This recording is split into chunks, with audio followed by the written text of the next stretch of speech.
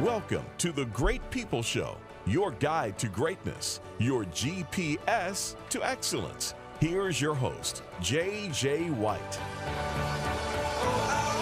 Woo! Hi, everyone, and welcome to the Great People Show, the 100th episode of the Great People Show. I'm your host, J.J. White, and in the very decorated red, white, and blue, streamers and balloons everywhere is my co-host for not quite 100, but you've been here for a long time, dog. The vast majority. A long time, dog. James Munsey, what's up? What's up, man? You know, in all the prep I did for the show, I forgot to check to see how many episodes you've been here.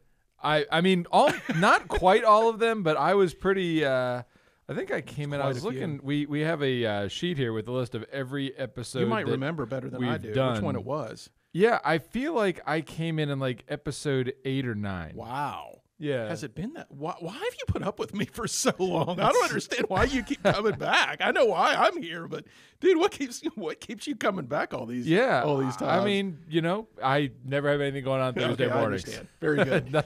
No better offer has happened yet. Well, I really hope that's not the reason. All of our listeners are here right now, that you just don't have anything else going on. We want to thank you for being here and allowing us to be a part of your journey wherever you're listening to us right now, or maybe watching us. Perhaps you're hearing us on the radio in Richmond at 92.7 FM, podcast. We live stream this thing on Facebook, and if you're catching us on a live stream right now, you'll notice that we're kind of doing it up for the 100.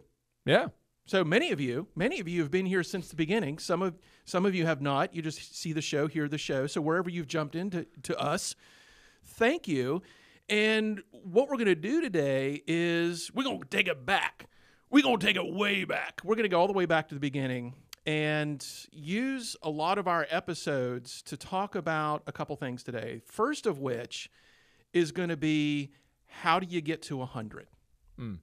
How do you get to 100% in life? How do you get to doing something 100 times? How do you stay committed? How do you stay dedicated? Just that whole concept. And I see it on social media. I'm not on social media as much as I used to be on purpose. But you know the little emoji of 100? Yeah. The red cursive 100? Yep, with the lines under it. That's just kind of like a new way of people signifying you got this. Yep. Like I'm going all in. It's go home, go big or go home. Yeah, there you go. Sorry.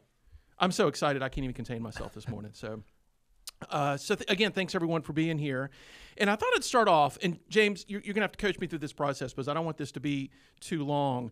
But a very important part of understanding how you get to 100 is realizing where you came from. Yeah. I don't think often enough as leaders, as parents, as human beings, we go back and really look at how we got to where we are. I think it would do multiple things. First of which, it would give us the confidence to know that we can go anywhere we want. Mm-hmm. Because if we've been through X, Y's, and Z's, then we can certainly get through the next challenge. And a lot of who we are today, our strengths, our behaviors, the things that make us great, were a result of these things we went through in the past. And too often, we just want to forget about those things. We kind of want to bury them. And we're going to unearth some of our originality around here. Yeah. How this whole thing came about. So I want to thank first, the reason we got onto the radio was a guy named Asher Purvis. Asher was the general manager of the radio station at the time. He was our producer for a while. And actually, I don't know if you've ever gone back and listened to some of these episodes, but he was rather vocal in some of our early episodes. Yeah, he was. And then we just had to shut that down. Yep. Like he was getting way too much attention. I mean, it wasn't really about him. It was supposed to be about us. So we had to shut that down.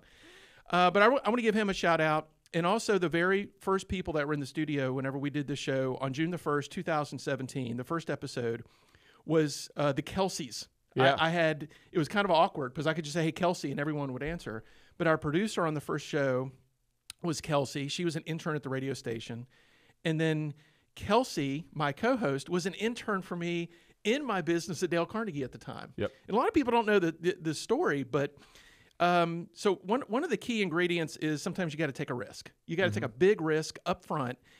And here I was presented with this opportunity to be on a radio show, but I put a couple stakes in the ground. One of the stakes that I put in the ground was I absolutely need to have a co-host. I don't want to do this by myself. I literally don't want to sit and hear myself talk. In the few moments that I've done this show by myself, I've not liked it. Mm-hmm. It's just too much, just me talk, kind of like what's happening right now. Yeah.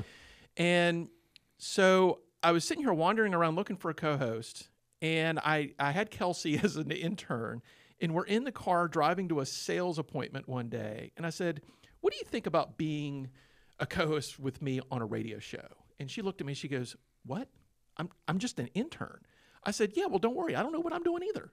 And she goes, okay, if you think that's best for my internship, then let's do it. That was the right answer for her to give. And we were both somewhat of a nervous wreck before that show. And the rest was history. Yep. We just kind of took off. She had to go back to college, so I had a couple fill-ins. We went to the beach. I went to the beach with a buddy of mine and my family. So we did one of my favorite episodes, which was how to the exact title was, well, I can't find it right now. Shoot. Oh, yeah, how to unplug from the chaos of life. Mm-hmm. We were unplugging in the tiki bar. It's still on video if you want to go out there and check it out. And then when I came back, man, you came on. Yeah. You were here. I was here in the former studio. You haven't left since. Yeah. And, and it's funny how it came about with you and I. We've known each other a long time, and I had watched the show with you and Kelsey. Yep. I knew that she was an intern and was going to be heading back to wherever she came from. Oh, yeah. And I sent you a text one night, and I said, hey, when you're ready for a permanent co-host, call me. And I was like half serious, half kidding. It was one of those. And you caught it at the right time. I did radio in college, and in high school, and I enjoyed it. And I was like, that'd be kind of cool. And I figured you had another plan, but I was like, I had no plan. You'll never see. And you texted me back like 10 minutes later. I was like, what are you doing Thursday? Yeah, it pretty much was, hey, this is a good time for you just to come on in. The rest is history. But as you and I really got rolling with something a little more permanent, it was a daunting task to think that we could do this every single week and come up with a unique topic. Yeah. As busy as we were, both running businesses, multiple businesses, and how we were going to come up with a different topic every week. And by the way, still a daunting task to come up with a topic every week, and we do it. That's one of the number one asked questions is where do you get your topics? And so the very first episode we ever did, the very first show, is very serendipitous. The very first one was, when do you quit? When do you decide to quit? And it really indicated to me that I can't quit doing this. And that came from just literally a question I had that I put on social media a couple weeks prior to that. Yeah. So what I started to do was I started to put these research questions out on social media to help me figure out a little bit more about that particular topic. And here's the secret to our sauce is I just listen, James. Yeah. I just become I become as externally aware as I can. I listen to what people say. I hear what they're challenged by. Sometimes it's not even a conversation I'm having. I just hear two other people talk. That's where the whole Live Different thing came from. Our mutual friend, Teresa McRoberts, we were at a 50th birthday party, and we were talking to her. She's listened to the show a whole lot, and she said something because it's all about living different. Yep. And I went, you know what? That's it right there. That is the theme of our show for a while. Mm-hmm. If you pay attention to what's going on around you with deep intent of I'm supposed to do something with the words around me, it will start to change your course. So obviously in my world, I've been in Carnegie for 17, 18 years, and I have experience in a lot of these topics. So when I hear something, it's like, oh, that's something that I think a lot of people would benefit from. And that's the other key point here is don't make it all about yourself. We have to pick topics that we want to talk about. We have to enjoy them, but it doesn't matter as much as what do other people gain from that. Yeah, and we try to make the show obviously interesting every week. Most of what we talk about is not, this isn't brain surgery. This is, I mean, but it kind of is, isn't it? Aren't we going into people's brain? We're trying to get into your brain, but this is basic stuff, and I think that the show is largely here to kind of bring people back to the basics in their life, and just you and me included, by the way. Yep. And just talk about again how we can be great people. One of the biggest misconceptions that I get a lot from people who will see the show for the first time is they'll be like, well, So I mean, they'll joke, well, what makes you guys so great? And I'm like, well, no. That's not that. The Great People Show is not about the fact that the hosts are great. It's about all of our journeys in trying to become great people. You and me being no exception to that along this journey. And I think it'll be fun this morning to kind of walk through, as you said, some of the topics that have really helped drive the show, that have helped us along the way. And by the way, 100 shows in. We're still on that path. We ain't there yet. And I tell you what, I'm humbled and I'm thankful and I'm just honored that there's still enough people listening to the show, and it's been growing incrementally. I mean, every month we are about 3 times larger in size than the same month a year ago. So we're growing at a really nice click. I'm just so humbled and thankful. And if you've listened to this is your first show, or you've been listening to the other 99, the greatest compliment you can give, not just us, but also the people around you, is to share this with them. It's like we've covered so many topics that I feel like are one of my goals up front was I want to hit topics where people are right now. Our third episode was, are you a control freak? Because, James, I'm a control freak. Oh, I'm definitely a control freak. I'm trying my best. I've been trying my best for decades to not be as much of a control freak. And then when you start talking about that to other people, they're like, oh, my gosh, so am I. Or, oh, my gosh, so is my husband, or so is my wife. So it doesn't just become about what you can be better at. It's also about how do you help the other people around you get a little bit better at these topics, because it's not about you. It's about the other people around you. And then early, also in episode 4, we talked about adversity. And easily, because we were in episode 4 in the show almost 2 years ago, and I still had no idea what I'm doing. And debatable, I don't have any idea what I'm doing right now. You don't. But it's like thank you. It's like built-in adversity, right? Yeah. It's like I don't know what's coming next. And one of the analogies that I love to use on the show is the fact that most people play checkers in their life instead of chess, meaning you're just looking at the next move, maybe the second move. But in checkers, you can't look too far down the line because the board's going to change so fast.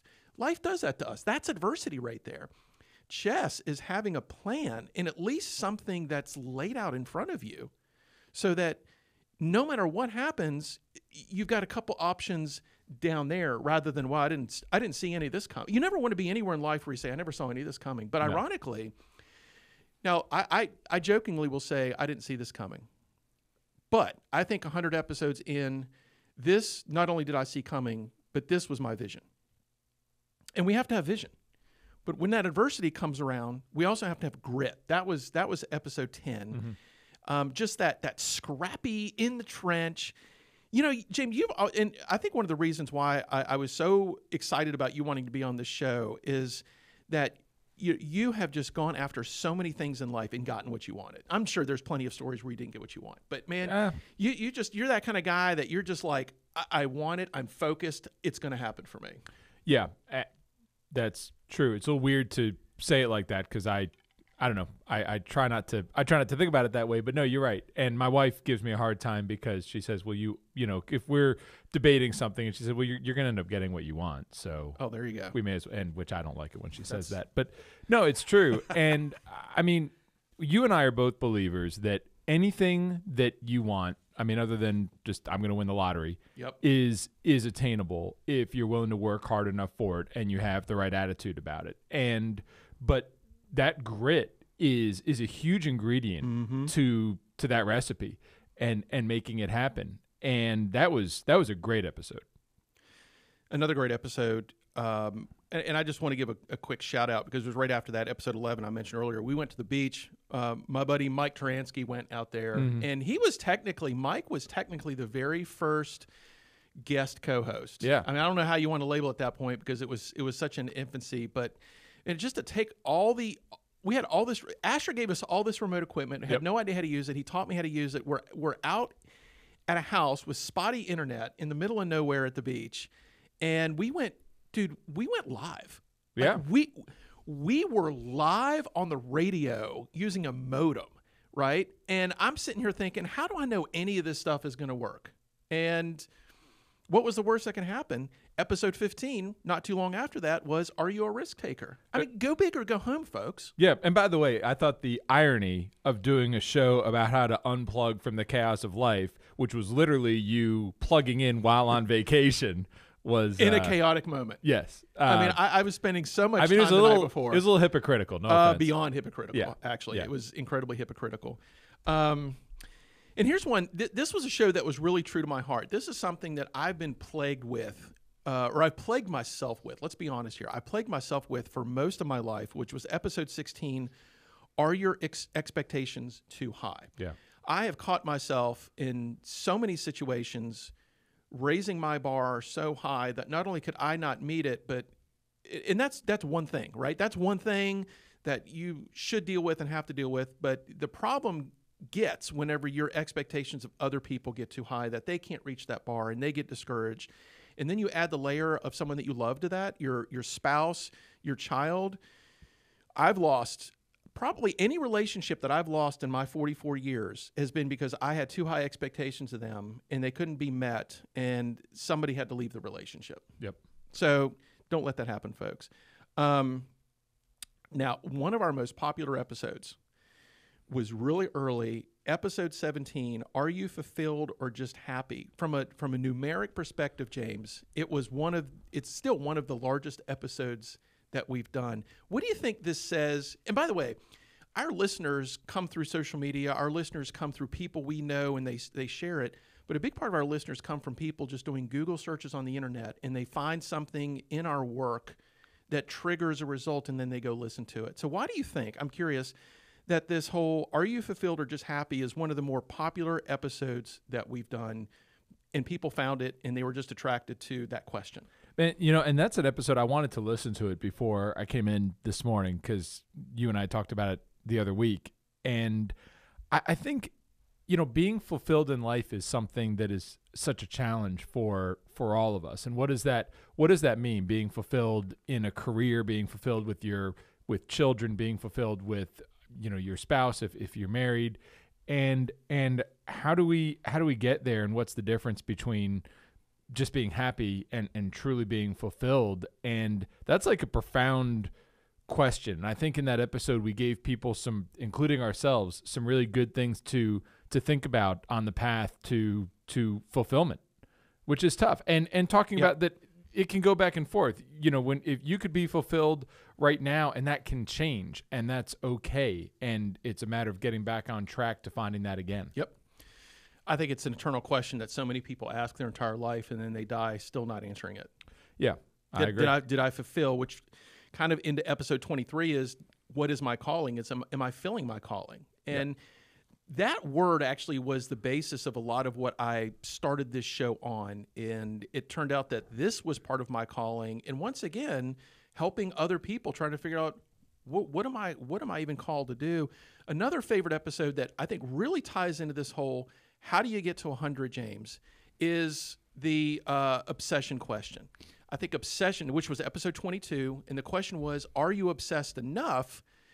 Because there's a fine line between having enough obsession to accomplish your goals and having so much obsession that you're missing the bigger picture.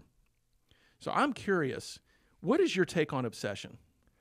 You seem like you can get obsessed about things. I can. I mean, I'm an all-in kind of guy. I'm generally either all in or all out. And so the things that I'm into, I tend to get very obsessed on, and then when I'm done, I kind of just drop it and walk away. And I love it. It's that I think you and I are both that way about a lot of things. It's kind of, extremes, and not good at dipping my toe in the water. It's like with this show, when you and I talked, it was in my nature. I wasn't like, hey man, let me come out, maybe co-host a show, maybe see how it feels. And then we'll see. I was like, dude, let's freaking do this right off the bat. And I think that when you're obsessed at that level, your chances of success become greater. Because again, you're all in. At the same time, it can be unhealthy if obsessions with anything, whether it's work, hobby, if your obsessions take over your life, and sometimes people have a tendency to not focus on what's really important. Yep. So be obsessed with your family. Be obsessed with, That's a good point. fulfillment. Be obsessed with other things. Don't be obsessed with being a workaholic was a big thing from that episode. I think another huge element of this is to be obsessed with the longer picture, not just the short picture. Yeah. Like no one here obsessed about getting to 100 shows. No. But you know what I did obsess about in my life several years ago was running a marathon and just getting to that. And I was so obsessed with it. I had a great experience, but then when I went to run it again, I wasn't into it. Yep. Because the obsession ended. It was what was driving me. Well, you accomplished that goal. I've had businesses that I've started and built and sold, and it was like my interest and obsession went down because it was like, great, we accomplished what we set out to do.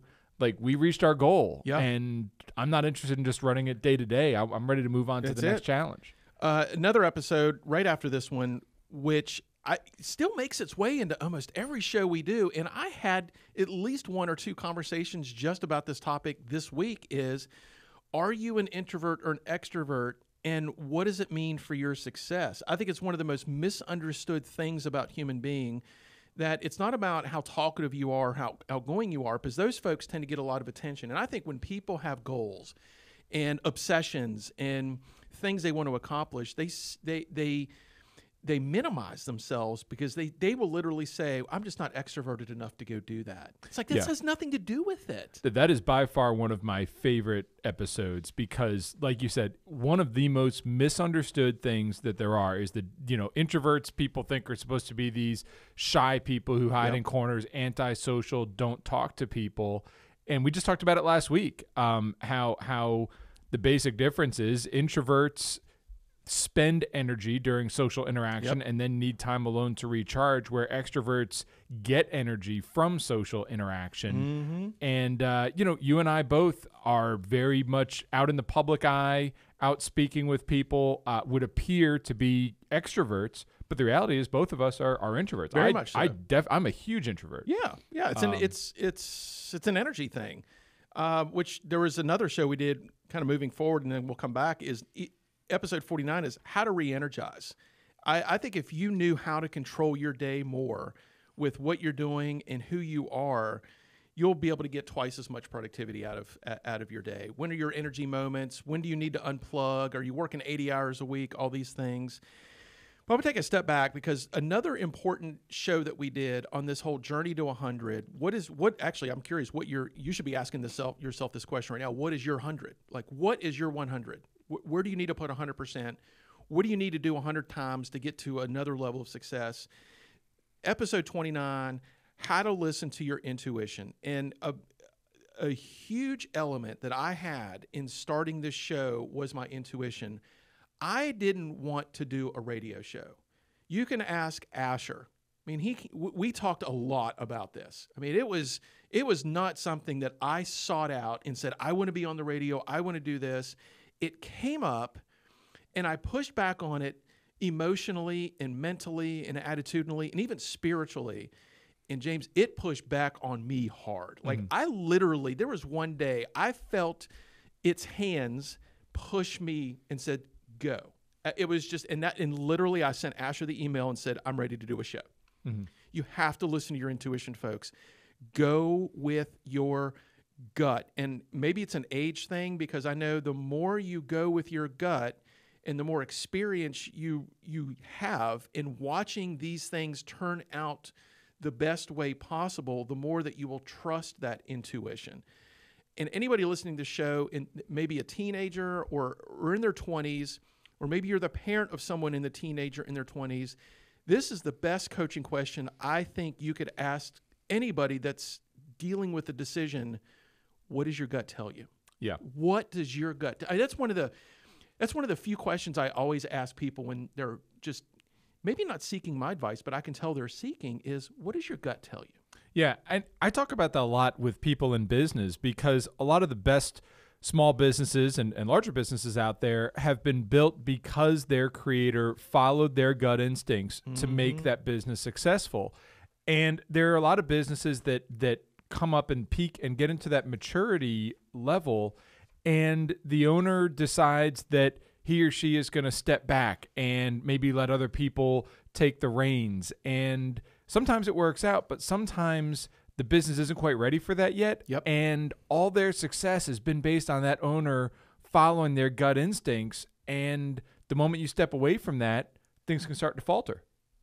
Yeah. Why would you walk away from the one thing that got you to where you were? Yeah. And there's some great books that kind of fly in the face of that, like The E-Myth, and that it's a great book and talks about things. There's lots of good nuggets in there for business owners and people who are executives. But again, you have to be in a position when you've built something to continue to follow your gut as to where it should go. I mean, you building out this studio that we're in right now. Yep. There were people in your life who said, "Gosh, why would you do that? You've got," and you gave you 20 reasons why you should stay the course at the radio station rather than recording it here. Yep. And you had reasons, and you listened because you and I talked about it. But at the end of the day, you followed your gut, and that plan has come through awesomely. Yeah, I think about the whole element of giving advice that you're just talking about. When people are seeking advice or giving advice, buying a business, people going through challenges, probably the most controversial, heated show that we ever had was episode 56, How to Give Unsolicited Advice. And on any given show, when we were in the radio studio on live radio, we would have 2 callers, sometimes 3. Yeah. And we got so many callers on this. People were so emotional, James. Like, I would never, ever, never give. They weren't even talking about themselves. They were like, I think it was ironic. They were giving us advice that you should never give someone unsolicited advice. Now, my personal opinion and point of view is I give unsolicited advice all day long. I know. That's in a way, that's kind of what I get paid to do. And that's how we become a change maker. That's how we become a catalyst of impact in someone's life, is to step in and say, I'm going to have to speak a little truth here to you.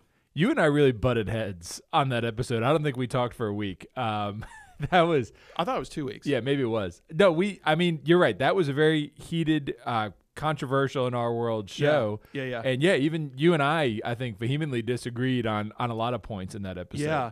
So my point of view is, if you have something you need to share with someone, get past your comfort zone and share it with them. Now, there's a whole, you need to go back and listen to that episode, because it's not just giving someone advice. It's also how you give that person advice too. Yes. I mean, that's a big part of it. Yeah. And I think in the back half of that episode, we better define some definitions on how to do that. And the main thing that kind of brought me around on that episode was be sure that you get the person to open up to receiving, even though it's unsolicited.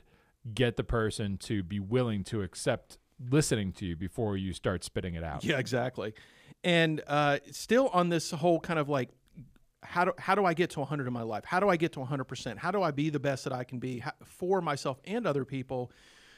One of my favorite, I don't know if I'd call it a topic or not, but maybe one of my favorite concepts to really talk about on the show was episode 55, How to Avoid FOMO and Make Better Decisions. And I think we've all heard of FOMO, the fear of missing out.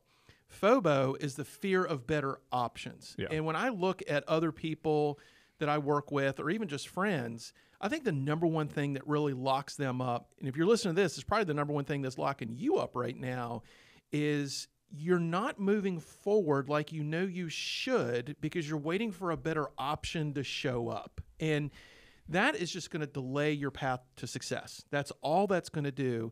If you tie in this intuition thing we were talking about with just making a decision, oh man, right. It's like rocket fuel. Oh, it totally is. Total rocket fuel. Yep. And you can't live life with what ifs there were better options. Going through life with buyer's remorse through everything, so to speak, is not going to get us into a good place. You'll never move forward if you're always waiting for the better option to show itself. Yep. So oftentimes you are going to screw up in life. You're going to make huge mistakes. You're going to do things that you regret saying and doing and whatnot. So in episode 57, we talked about how to apologize the right way, because I'm sorry usually isn't. I wrote an article about this close to 20 years ago, James. Yeah. It was called The Non-Apology. Right. Where the worst thing you could say to someone is, well, I am sorry that you took it that way, or I am sorry that you feel that way. And I think once you realize how horrible that is to say to somebody, that starts to become just, I mean, I'd much rather someone not apologize to me than to say that kind of mess. It's ridiculous. And then another big element and step on this, how do I get to 100? And this keeps coming up more and more for me, was episode 69, how to live your core values, and really exploring what are your core values. I think it's one of these business terms that are thrown around a lot. And, what are your core values? What are the business's core values? What's your mission, vision, and all that good stuff? Don't get me wrong, folks. That is really important stuff. But when you finally realize what exactly your core values are, and then we get back to the FOBO thing, and you make your decisions based on those core values, or you make your decisions because you're outside of your core values, life becomes a whole lot simpler to maneuver through. Yeah. Recently, I had to make a medium-sized decision because it didn't fit with my core values, and I gave up some money for that. And it feels so freaking good whenever you realize what your compass is, kind of what matters the most. And the next one beyond what are your core values is what is your discipline. Episode 74 was how to get disciplined. And if you remember, James, that was a show that I had the little soundboard set up, and we were doing the Arnold Schwarzenegger, you lack discipline. Do you remember that? Yes. If you go back and listen to episode 74, it's like quasi-annoying on how many times I used that sound clip because it was so it was unbelievably appropriate. But B, who doesn't right now every once in a while do a Schwarzenegger? You lack discipline. Everyone, I think, It's not a tumor. Yeah, we linked your tablet into the soundboard there. That was fantastic. You know what? We need to bring that back. I don't know, We man. need to bring back some sound effects. I think people sometimes can just get tired of hearing us talk. We need some music and sound effects and maybe some clowns in this. We've got balloons and streamers. I mean, we should really turn this thing into a massive entertainment production. Maybe some Cirque du Soleil. Are you into that kind of stuff? You want to do some Cirque du Soleil? We could do some acrobatics in here. That's our next 100 episodes, ladies and gentlemen.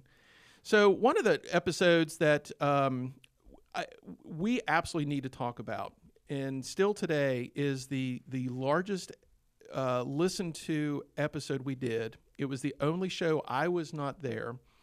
And it was the one where in episode 73, we honored your best friend, Brad Clark, after he was tragically killed on the interstate during a tropical storm that came through here. And there was some irony on how I wasn't supposed to be there, and you had Brad's friends. You want to speak to that a little bit, just to talk about what that show did for other people? Well, the thing about that show was that the guest co-host for that show was supposed to be Brad. So, I had already lined it up with Brad that he was going to be on the air with me on that day. Yeah. And, Brad was someone who encompassed so many of the values that we talk about in the show. And so he had passed away. He died in that accident exactly 1 week prior to us doing that show. And it was important that we did that show. Like you said, I mean, we had an audience of thousands listening live. We had some of Brad's closest friends talking about what it means to sacrifice and what his loss meant to us. Frankly, we were all broken during that show. I mean, it took me a month to even start to get my head back to normal, and this was a week after it happened. So honestly, the show is kind of a blur to me, but I think it was a great way to reach the masses and hear directly from some of his closest friends about who he was, what his personality encompassed, and what true sacrifice is, because his last moments spent getting somebody else out of the way who would have been killed had Brad run away, and by doing that, sacrificing himself. I mean, it doesn't get any bigger than that. It really doesn't. In anything in life. And I want to believe that I would do something similar if I were in those situations. I think most people believe they would do something similar in those situations. We pray to God that no one ever has to go through that in any situation. And it starts as we're starting to bring this plane in for landing, and we've been doing a little bit of reminiscing and also re-encouraging around some of our more popular and meaningful topics for us, that everything we do in life can't be for us. You are wired to do everything you do in life for yourself. And yes, that may or may not impact other people. But what would life be like if you took all that energy, all those thoughts, all those emotions, everything you do all day long, and just 100% focused on the people around you, and stop looking past the people that are closest to you? I'm talking about your spouse. I'm talking about your children. I'm talking about your best friends. I'm talking about the people that maybe you don't love the most all the time, but they love you the most all the time. And what does that look like in your life right now? And what is it supposed to continue to look like? That was the big premise for our last 6 or so shows that we've done on Live Different. We're going to pick that back up on our next episode next week. I think this whole Live Different thing for us is going to turn into something more than just us talking about this every single week on a radio show, because you weren't put on this earth just to be the same person day in and day out. And I'm getting sick and tired of every time I watch the news, or when I do look at social media, or I do see an article or whatnot, it's all about you. Yeah. And it's about getting rich and staying comfortable and having everything you want. And if you just believe you can have everything you want, you're going to have everything you want. I'm sorry, folks. Life is messy. Life is difficult. In fact, if it's not difficult enough for you, the best you isn't going to manifest itself. You have to put yourself so far out in the deep end, take so much risk, do so many things that are uncomfortable to you before you even start to realize who you are, who you were made to be, and what you're supposed to be doing on this earth. Yeah, amen. And this has been an awesome series that we've done coming into episode 100. And obviously, the 100th episode, a great place for us to pause, reflect, other than the fact that it's cool to have made it to 100, because 100 event, most anything, is an accomplishment of some sort. But you know what, JJ, we're just chugging along, man. I mean, this is, our goals of what we want to do at this show are far from over. Yep. And it's awesome to reflect, but guess what? We'll be right back next week, continuing this train along, 101, and we're on our way to 200, baby. That's right. 500, 1,000. Why not? There you go. Thank you all for being here today. You can always catch our show at greatpeopleshow.com. We do the show live on Thursday mornings. It's on Apple Podcast. Actually, a new little website you can go to is gopod.me/greatpeopleshow, and it'll take you to one page where you can listen to it anywhere you're at. Apple, Google, Spotify. There's a bunch of stuff on there I've never even heard of. So go check it out. If you're so inclined, give us a 5-star review. Tell us what you love about the show. Yeah, maybe if you don't love all of it, you can email that to me. I'm jj@greatpeopleshow.com. We're always looking for great topics. We're always looking for the next person that we can have some sort of an impact on your life. Thank you for coming along with us. Thank you for being here for 100 episodes. We'll see you.